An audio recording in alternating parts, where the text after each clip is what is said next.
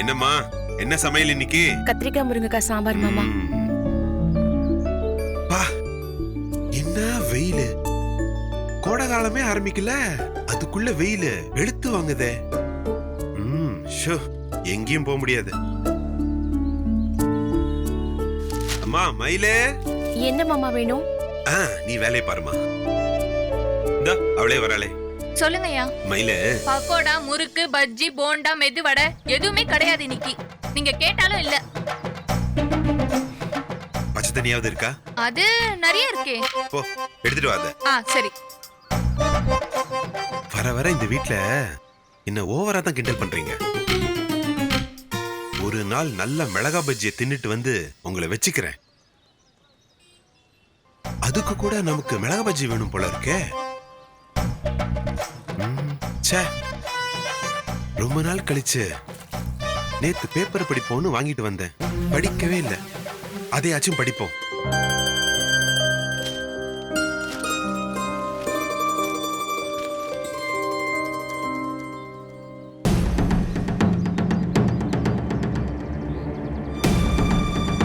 என்னாச்சு மாமா, ஏதாவது கெட்ட செய்தியா? ஆமாமா, கெட்ட செய்திதான். ஆனா அது உனக்கு இல்ல, எனக்கு தான். அடிக்கடி பக்கோடா சாப்பிட்டா இதயத்துல பிரச்சனை வருதான். வாழ்க்கையில ஒரு பக்கோடாவை கூட நிம்மதியா சாப்பிட முடியலம்மா. இவங்க எதுக்கு தேவையில்லாம இதெல்லாம் ஆராய்ச்சி பண்றாங்க?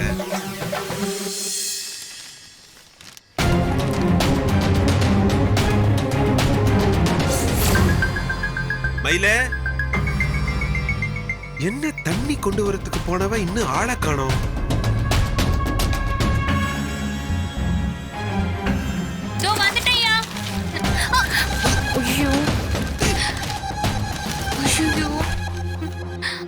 என்னம்மா இப்படி பண்ணிட்ட? பக்கோடா தான் சாப்பிட முடியலன்னா பேப்பர் கூட படிக்க விட மாட்டியா? என்ன மயில?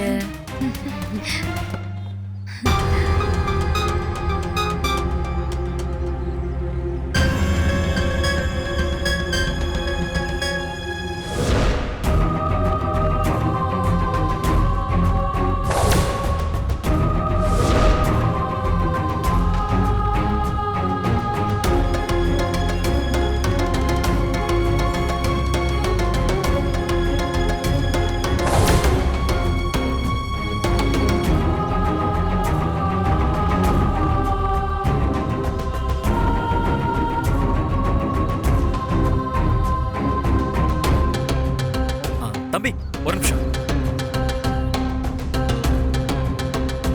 தம்பி ஒரு ஒரு உதவிப்பா. சொல்லுங்க. 2 பேர்ல யாருக்காவது இங்கிலீஷ் படிக்க தெரியுமா? என்ன விஷயம்? என்ன சொல்லுங்க. இந்த போட்டோல இருக்கிறவங்க என் மனைவி. அவங்கள பத்தி ஏதோ ஒரு நியூஸ் வந்திருக்கு. எனக்கு இங்கிலீஷ் படிக்க தெரியாததால அது என்னன்னு புரியல. கொஞ்சம் படிச்சு என்னன்னு சொல்லுங்க.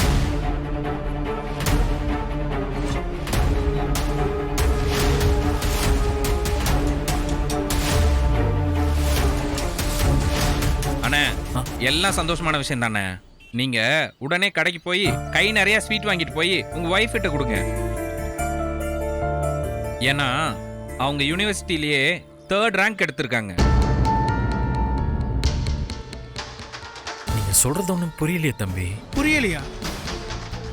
உங்க ஒய்ஃப் பெரிய லெவலில் சாதிச்சிருக்காங்கண்ணே. நிறைய மார்க் எடுத்து பாஸ் பண்ணியிருக்காங்க. பாஸ் பண்ணியிருக்காங்களா? என்ன பாஸ் பண்ணியிருக்காங்க? எனக்கு ஒன்றும் புரியலையே தம்பி. அண்ணே, இது உங்க ஒய்ஃப் தானே? இல்லை வேற யாராவது ஃபோட்டோவா? என்னோட மனைவி தான்ப்பா.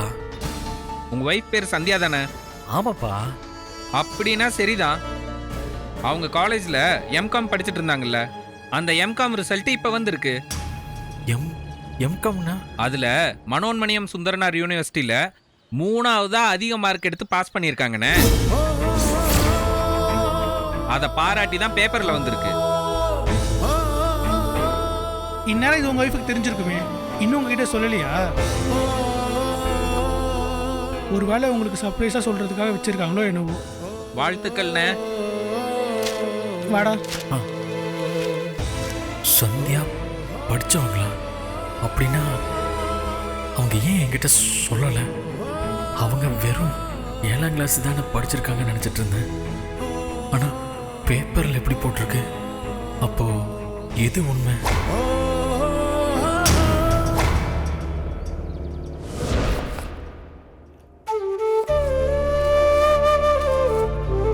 இப்ப என்ன பண்றது?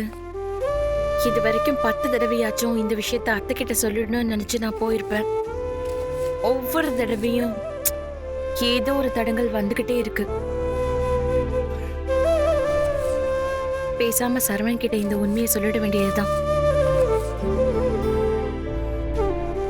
அவர்கிட்ட சொல்லி அப்புறம் அவரை வச்சுக்கிட்டு அத்தை கிட்ட சொல்லிடலாமா? அவருக்கு கொஞ்சம் அதிர்ச்சியா தான் இருக்கும். நீங்க படிச்ச பொண்ணுங்கிற விஷயத்தை ஏன் முன்கூட்டியே சொல்லலன்னு கேட்பாரு. கோவம் கூட படலாம். இருந்தாலும் கடைசியா என்ன புரிஞ்சுப்பாரு அவரு. சமையல் தெரியாம நான் தடுமாறி நின்னப்போ யாருக்கும் தெரியாம, ஏன் எனக்கே தெரியாம எனக்கு சமையல்ல கத்து கொடுத்தவர் அவரு. அதனால இதுக்கு கோவப்பட மாட்டாருன்னு தான் நம்புறேன். பாப்போம் என்ன நடந்தாலும். இன்னைக்கு வந்த உடனே வேலையா முழு உண்மையை சரவணன் கிட்ட சொல்லியே ஆகணும்.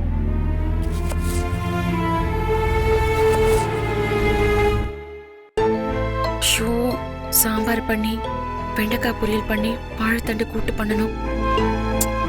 சுதப்பாம இருக்கணும். சரவணன் ஏற்கனவே சொல்லி கொடுத்திருக்காரு. அதை அப்படியே பண்ணிட வேண்டியதுதான். லேட் பண்ண வர அத்தை திட்டுவாங்க. சீக்கிரம் செய்யணும்.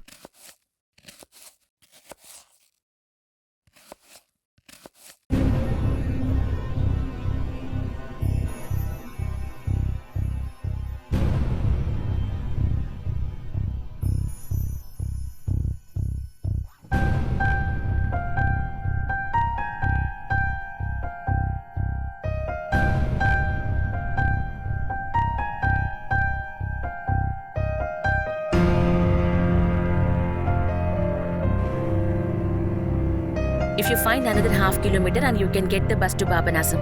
நீ படிச்சது 7ஆம் கிளாஸ் ஃபெயிலு. ஆனா இப்போ என்னென்னமோலாம் பேசுற, எங்களுக்கு ஒன்றும் புரியலையே.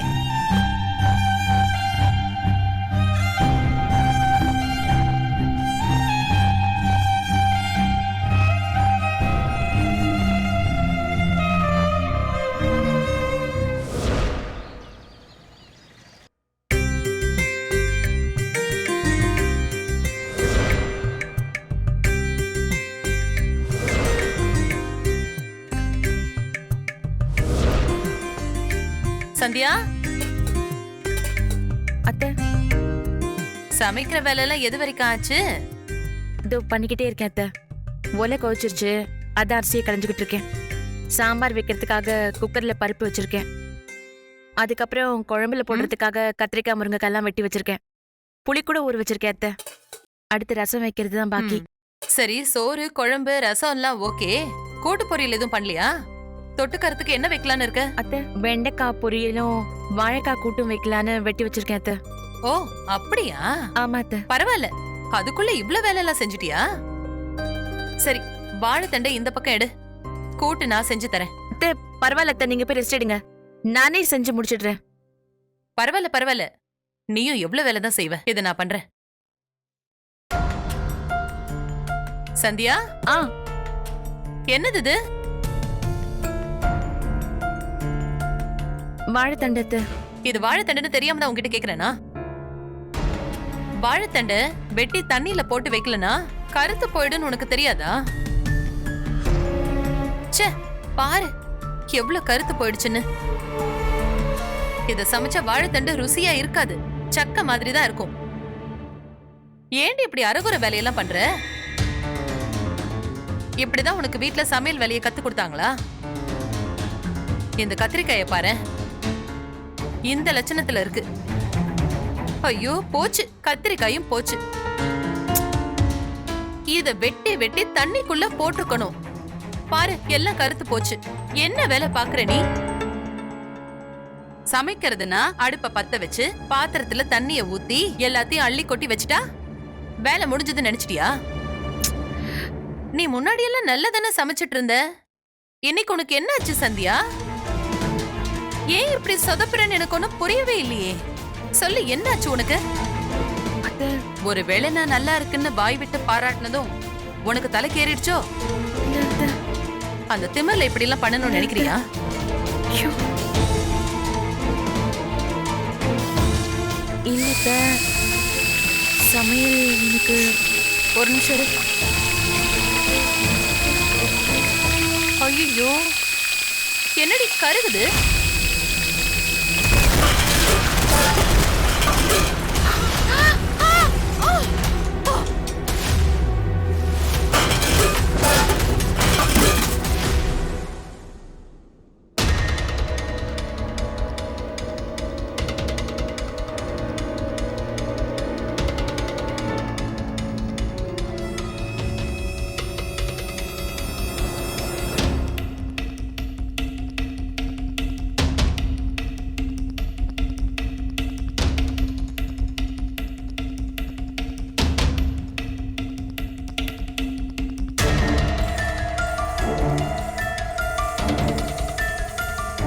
என்ன இதெல்லாம்?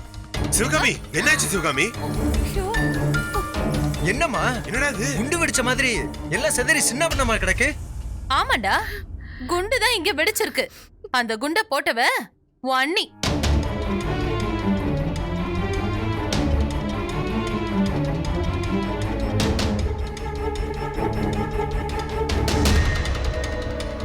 சந்தியா, என்னதான் இங்க நடக்குது? இந்த குக்கர் எப்படி வெடிச்சது? என்னது குக்கர் வெடிச்சிருச்சா? அதான் இப்படி எல்லாம் கிடக்குதா? நீ வாய மூடு. சொல்லு சந்தியா, இந்த குக்கர் எப்படி வெடிச்சது? கருகின வாசனை வந்ததுக்கு அப்புறம் தான் வெடிச்சது. அப்படின்னா நீ குக்கர் உள்ள தண்ணி ஊத்தல, அப்படிதானே? அத்தை, அது வந்து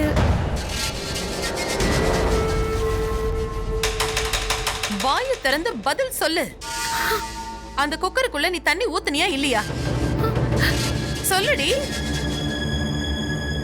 இல்ல அத்தை. மறந்துட்டேன்.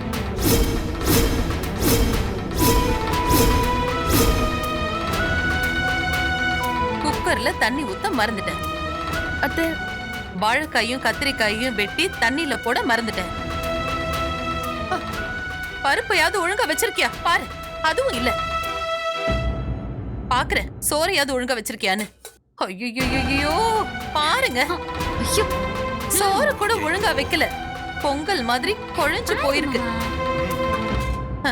கொஞ்சம் உப்பு போட்டு இறக்கி வச்சேன்னா வெண் பொங்கல் மாதிரி எடுத்து சாப்பிடலாம். என்ன சந்தியா நீ நினைச்சிட்டு இருக்க? ஒரு வேலையும் உருப்படியா செய்யல. இதோ குக்கரை வெடிக்க விட்டு சமையல் கட்டையே நாசமாக்கிட்டேன். அத்தை, நான் இதோ கிளீன் பண்ணிடுறேன் அத்தை. இரு, ஏண்டி வெடிக்க விட்டேன்னு கேட்டா கிளீன் பண்றேன்னு சொல்ற? இதெல்லாம் ஒரு பதிலா?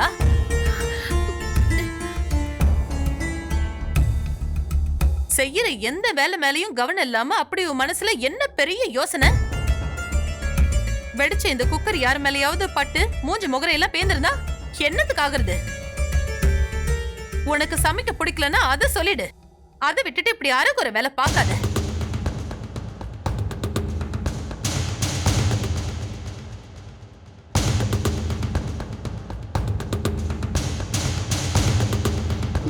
அத்தை, எனக்கு சுத்தமா சமைக்க தெரியாது.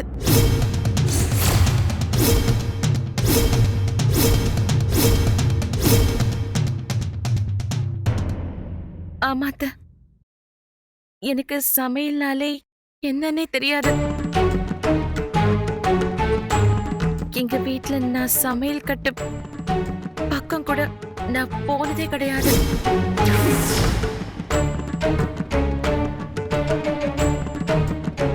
சோறு எப்படி வடிக்கணும், எந்த காய்கறியை எப்படி வெட்டணும், குக்கர்ல எவ்வளவு தண்ணி ஊத்தணும், இது எதுவுமே நான் செஞ்சதில்ல. எனக்கு தெரியாது.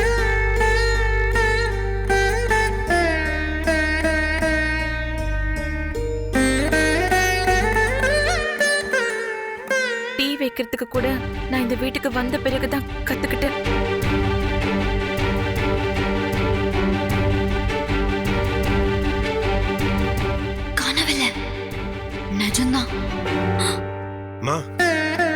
அதிர்ச்சியில ஏதோ பேசாத. ஏதோ தப்பு நடந்துருச்சுன்றதுனால சமையலே தெரியாதுன்னு சொல்ற? இல்ல மாமா, நான் சொல்றதெல்லாம் உண்மை. எனக்கு நிஜமாவே சமையல் பத்திலாம் எதுவுமே தெரியாது.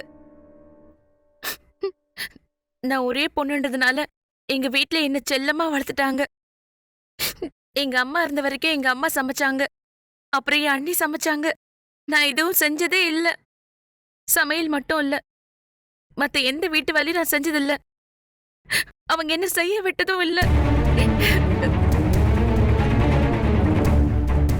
என்ன இவன் திடீர்னு இவ்ளோ பெரிய குண்ட போடுறா? கல்யாண சமயத்துல எங்க அண்ணன் அவசர அவசரமா அமெரிக்காவுக்கு கிளம்புனான். அவன் ஊருக்கு போறதுக்கு முன்னாடி எனக்கு கல்யாணம் செஞ்சு வைக்கணும்னு நினைச்சு எனக்கு எல்லாம் தெரியும்னு போய் சொல்லிட்டான்.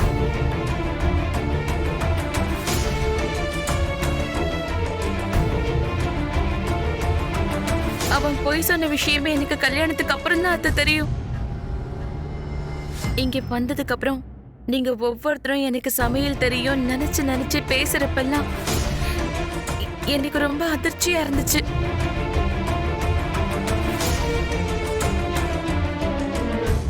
நமக்கு ஒண்ணுமே தெரியாது, ஆனா இவங்க எல்லாரும் இப்படி நினைச்சிட்டு இருக்காங்களேன்னு தோணுச்சு. எல்லா உண்மையும் உங்ககிட்ட சொல்லிடலான்னு நினைச்சு எத்தனையோ தடவை நான் பேசுறதுக்காக வந்திருக்கேன் அத்தை. ஆனா ஒவ்வொரு தடவையுமே ஏதாச்சும் ஒரு பிரச்சனை வந்து அதை சொல்ல முடியாமலே போயிடும்.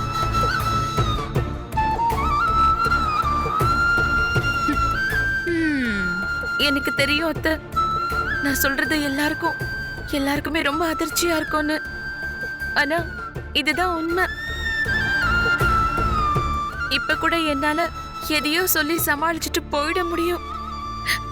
வேண்டாம், உங்ககிட்ட போய் சொல்லிக்கிட்டு இருக்கேன். உங்க எல்லாரையும் ஏமாத்துறேங்கிற அந்த குற்ற உணர்ச்சி இருந்துகிட்டே இருக்கு.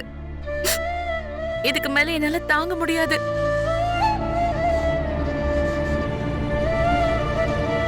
அதனாலதான் இன்னைக்கு இத்தனை பேர் இருந்தாலும் பரவாயில்லன்னு எல்லாத்தையும் நான் சொல்லிடுறேன் அத்தை.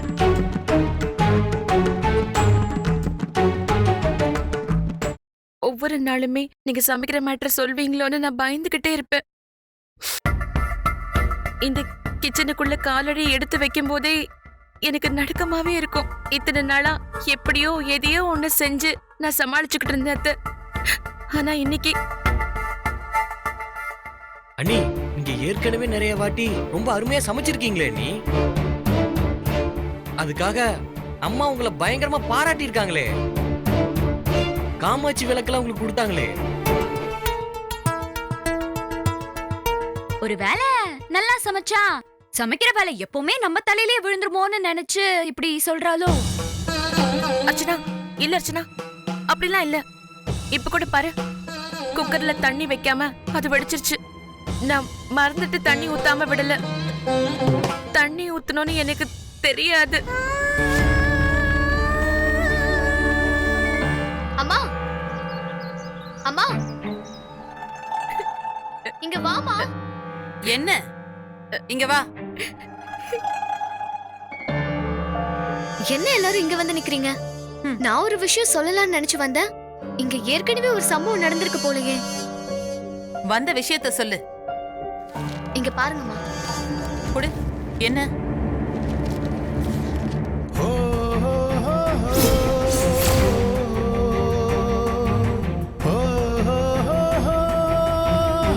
என்னன்னு படிங்க.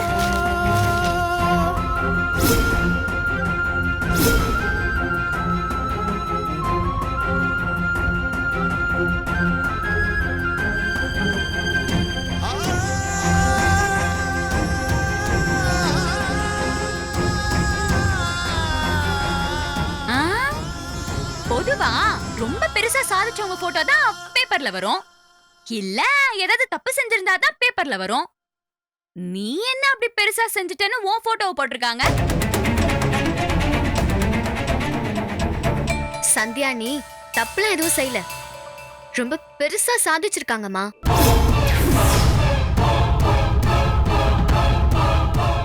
டாடி கொடுங்க டாடி. பேப்பர்ல போட்டிருக்கிறத நான் அப்படியே வாசிக்கிறேன், எல்லாரும் கேளுங்க. நெல்லை மனோன்மணியம் சுந்தரனார் பல்கலைக்கழக தேர்வு முடிவுகள் வெளியீடு. எம்காம் முதுகலை பட்டப்படிப்பில் தென்காசியை சேர்ந்த மாணவி சந்தியா பல்கலைக்கழக அளவில் 3வது இடம் பிடித்தார்.